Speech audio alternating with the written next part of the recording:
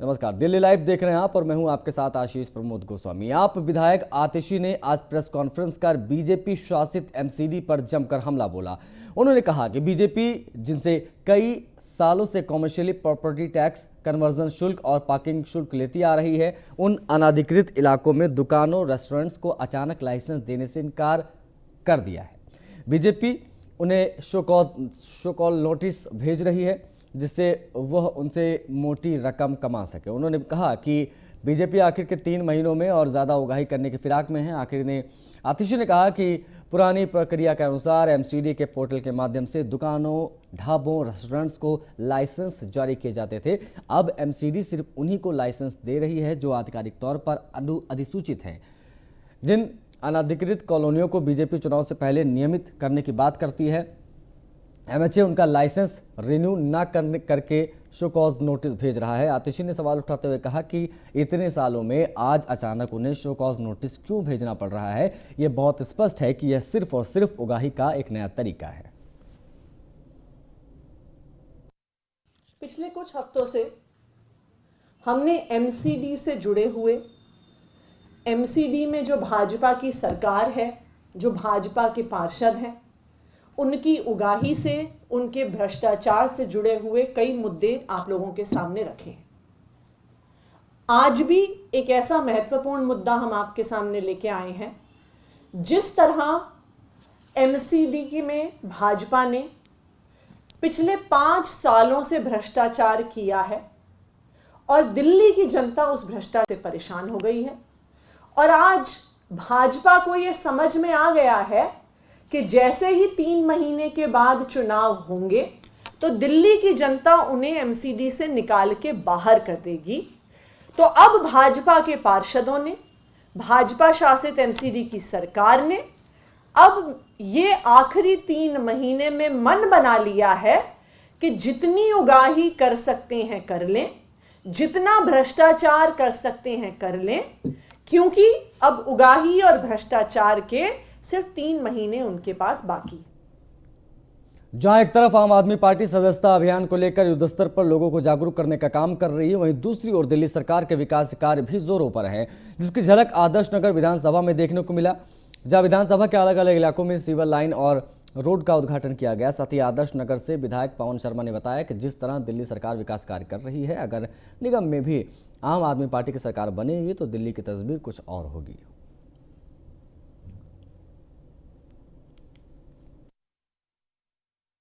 15 साल में जो भी हो रहा है हम सब देख ही रहे हैं।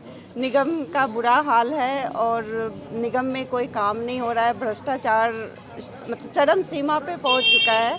तो बदलाव, जनता भी बदलाव के मूड में है, वो भी चाहती है कि बदलाव हो, और इस बार तो निश्चित ही बदलाव होगा ही और काम भी अच्छा होगा। जैसे दिल्ली सरकार पूरे दिल्ली में काम अच्छा कर रही है, इसके रिगार्डिंग अभी चंडीगढ़ में हमारी अच्छी सीट आई है एमसीडी में।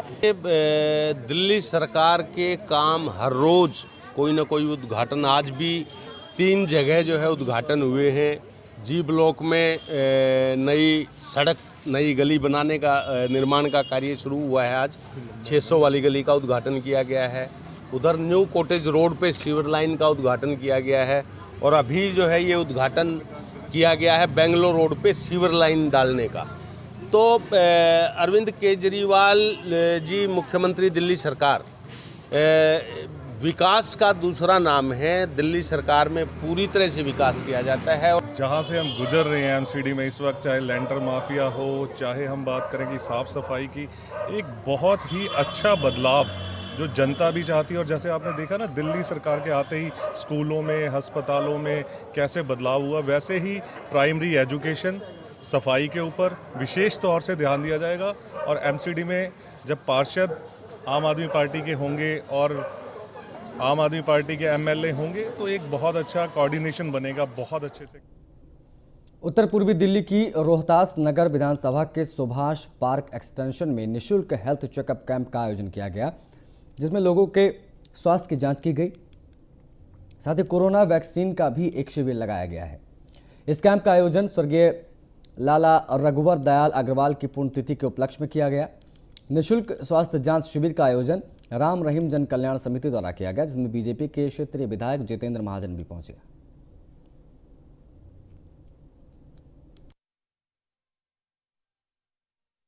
बड़ी तो ये लाला रघुवर दयाल जी के पुण्यतिथि पे लगाया गया है। इससे बड़ा पुण्य काम हो नहीं सकता और लाला जी से मेरे बहुत अच्छे संबंध थे।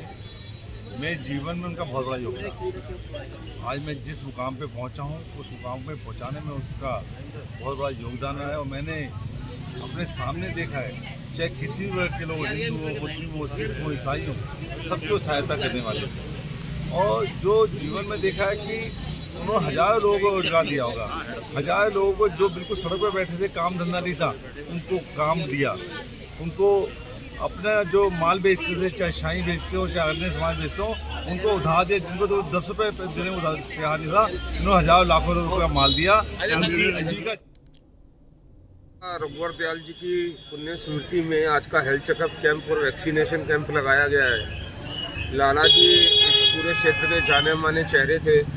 लाला जी का पूरा जीवन मानव कल्याण में बीता और लाला जी ने हमेशा इस क्षेत्र के लोगों के सुख दुख की चिंता की। आज लाला जी हमारे बीच में नहीं है। लाला जी का परिवार लाला जी के दिखाए हुए रास्ते पर चल रहा है। आज उसी का परिणाम है कि परिवार के द्वारा नीरज अग्रवाल जी और चाचा जी के द्वारा इस क्षेत्र के लोगों के लिए हेल्थ चेकअप कैंप लगाया गया है। और जिन लोगों ने अभी तक कोरोना को रोकने के लिए वैक्सीन नहीं लगाई है, उन लोगों के लिए कोरोना की वैक्सीन भी यहाँ पर लगाई जाए। कोरोना के मद्देनजर दिल्ली सरकार ने नाइट कर्फ्यू के साथ नई गाइडलाइंस भी जारी की हैं, जिसके तहत ऑड इवन की तर्ज पर बाजार खुलेंगे। वहीं जिम, मॉल और रेस्टोरेंट समेत तमाम चीज़ों को बंद किया गया है। लेकिन उत्तर पूर्वी दिल्ली के नंद नगरी स्थित जिला अधिकारी कार्यालय में कोरोना नियमों की जमकर धज्जियां उड़ाई जा रही हैं। सुबह से लेकर शाम तक यहां लोगों की भारी भीड़ रहती है। न्यूज़ 1 इंडिया ने जब जिलाधिकारी कार्यालय का जायजा लिया तो वहां लोग बिना मास्क के घूमते नजर आए। वहीं जब इस मामले पर जिलाधिकारी से बात करनी चाहिए तो उन्होंने कोई ना कोई बहाना बनाकर मिलने से इनकार कर दिया।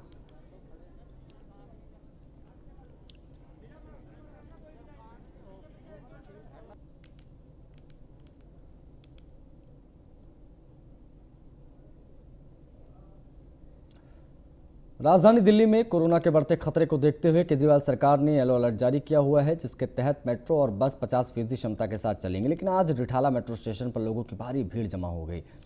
अपनी बारी के चक्कर में लोग सोशल डिस्टेंसिंग का पालन करना ही भूल गए। हालांकि इस दौरान ज्यादातर लोग मास्क लगाए हुए नजर आए।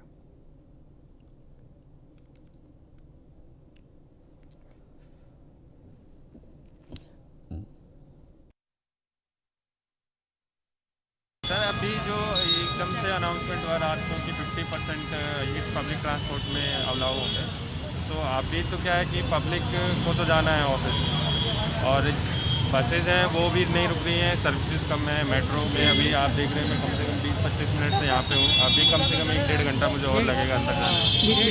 1.5 से ज़्यादा लगेगा, इससे ज़्यादा टाइम और लगेगा। तो ये एक बेटर प्लान बना सकते थे या फिर ऑफिस को 50% भी अलाउ करना चाहिए था कि अगर आप ट्रांसपोर्ट 50% कर रहे हैं तो जो वर्क प्लेसेस हैं उनमें भी आप 50% करवाते तो शायद अभी इतने लोग बाहर नहीं निकलते, वो वर्क फ्रॉम होम पे अभी कंटिन्यू कर पाते। दिल्ली के रोहिणी सेक्टर 1 की अवंतिका मार्केट में कोरोना नियमों की जमकर धज्जियां उड़ाई जा रही हैं। आलम यह है कि मार्केट लोगों से खचाखच भरा है और लोगों में कोरोना का कोई खौफ भी नजर नहीं आता। आपको बता दें कि केजरीवाल सरकार ने नई गाइडलाइन जारी कर भीड़भाड़ वाली जगहों पर पूरी तरीके से पाबंदी लगाई है। लेकिन अवंतिका मार्केट में दुकानदार इन नियमों की जमकर धज्जियां उड़ा रहे हैं।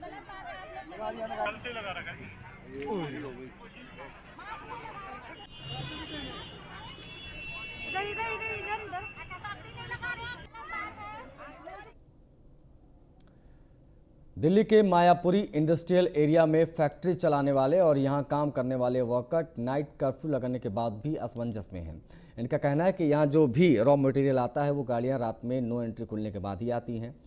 सुबह होने के बाद फिर से नो एंट्री लग जाती है। ऐसे में बड़ी गाड़ियों से माल कैसे आ पाएगा? रात में कर्फ्यू होने की वजह से गोदाम, दुकान, फैक्ट्री खोलने में पाबंदी है तो माल कैसे उतरेगा, जिसकी वजह से यहाँ रॉ मटेरियल की ज़बरदस्त दिक्कत होने वाली है। वहीं मायापुरी इंडस्ट्रियल एरिया के जनरल सेक्रेटरी नीरज सहगल का कहना है कि यह अच्छा कदम नहीं है। कोरोना सिर्फ रात में ही नहीं आता है, रात में लगाए गए कर्फ्यू से के इस कदम पर विचार करना चाहिए।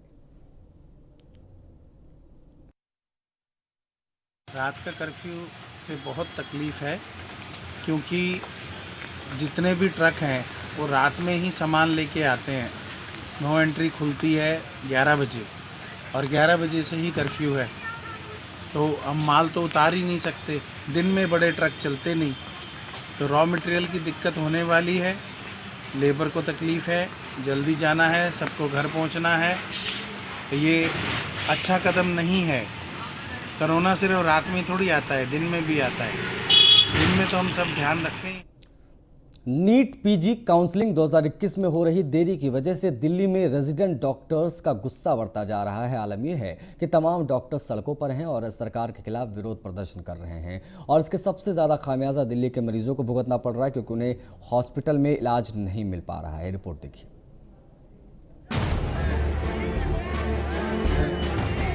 नीट पीजी काउंसलिंग में देरी को लेकर राजधानी दिल्ली में डॉक्टर्स की हड़ताल बीते 12 दिनों से जारी है।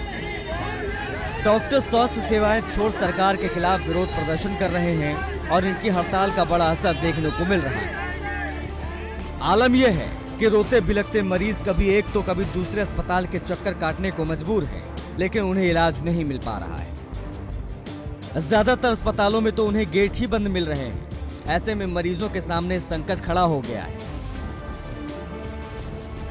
लेकिन सबसे बड़ा सवाल यह है कि आखिर दिल्ली के रेजिडेंट डॉक्टर्स हड़ताल पर क्यों हैं? तो आइए सबसे पहले आपको ये वजह बताते हैं। नीट पीजी परीक्षा में 9 महीने की देरी हुई। जनवरी की जगह सितंबर में परीक्षा हुई। रिजल्ट के बावजूद अब तक काउंसलिंग नहीं। अस्पतालों को नए डॉक्टर्स नहीं मिल रहे। मौजूदा डॉक्टर्स पर काम का ज्यादा बोझ है। अस्पतालों में जूनियर डॉक्टर्स की भारी कमी है। डॉक्टर्स को 36 घंटे तक लगातार ड्यूटी करना पड़ता है। वहीं सबसे बड़ी समस्या ये है कि हालात सुधरने की जगह और ज्यादा बिगड़ते जा रहे हैं, क्योंकि बीते सोमवार को पुलिस द्वारा डॉक्टर्स पर लाठीचार्ज के बाद अब डॉक्टर और पुलिस में भी घमासान शुरू हो गया है। जहां एक तरफ डॉक्टर्स माफी की मांग कर रहे हैं, तो पुलिस का कहना है कि डॉक्टर्स के साथ मारपीट नहीं हुई है। काम करवाएं, हमसे डेंगू में काम करवाएं और हमें सैलरी भी ना दें। उसके बाद हमारे लेडी डॉक्टर को मारे भी। Is this justice? Is this humanity for Modi? Nothing. This is just hate. बहरहाल राजधानी दिल्ली में बवाल तो जारी है और ये मामला कब सुलझेगा ये भी कोई नहीं जानता। लेकिन बड़ा सवाल तो ये है कि अगर धरती के भगवान की हड़ताल इसी तरीके से जारी रही तो मरीजों का इलाज आखिर कौन करेगा। Bureau report, news one India.